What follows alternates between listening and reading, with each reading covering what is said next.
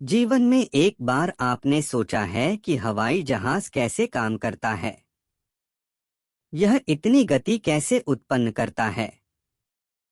इसमें jet engine कैसे लगाया जाता है और यह जेट इंजन कैसे काम करता है? और मान लीजिए कि उसका जेट इंजन हवा में टूट जाता है या कोई पक्षी उससे टकराकर रुक जाता है, तो विमान सुरक्षित कैसे लैंड करता है? जैसा कि हम देख सकते हैं कि यह हमारा जेट इंजन है। जब इंजन चालू होता है तो एक पंखा लगाया हुआ है। यह फैन क्या करता है? यह एग्जॉस्ट की मदद से सामने की हवा को चूसकर आगे से पीछे की तरफ काफी हवा फैलाता है।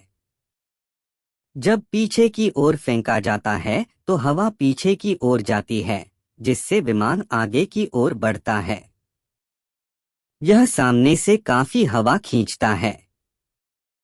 अब यदि कोई व्यक्ति इसके सामने आ जाए तो उसे अंदर खींचकर काटकर फेंक दिया जाएगा। पंखा बहुत शक्तिशाली है। सामने एक पंखा लगा है, यह पंखा घूमता है और पंखा घूमता है तो यह सामने से हवा लेता है और हवा को पीछे की ओर फेंकता है। इसलिए बाईपास एग्जॉस्ट मैकेनिज्म यह इंजन में 90% से अधिक हवा लेता है। यदि आप अधिक गति चाहते हैं तो इसे तेजी से घुमाएं, यदि आप कम गति चाहते हैं तो इसे धीमी गति से घुमाएं।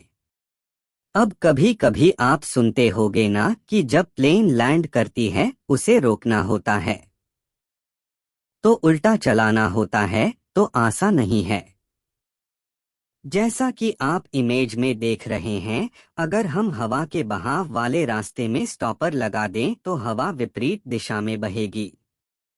तो एक ऐसा सिस्टम बनाया जाएगा जहां हवाई जहाज का पंखा चल रहा होगा लेकिन वह उड़ नहीं पाएगा। और यह रिवर्स मैकेनिज्म है।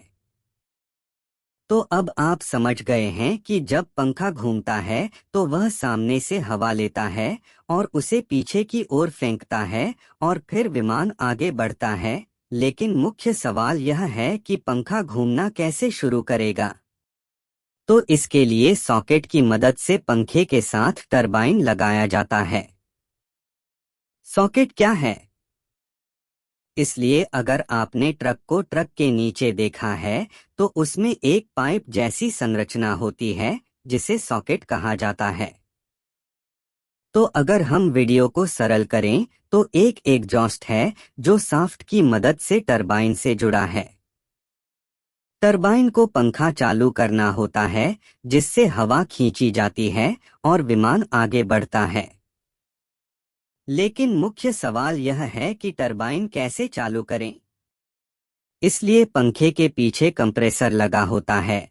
इससे पंखे द्वारा छोड़ी गई कुछ हवा को कंप्रेसर द्वारा चूसा जाता है।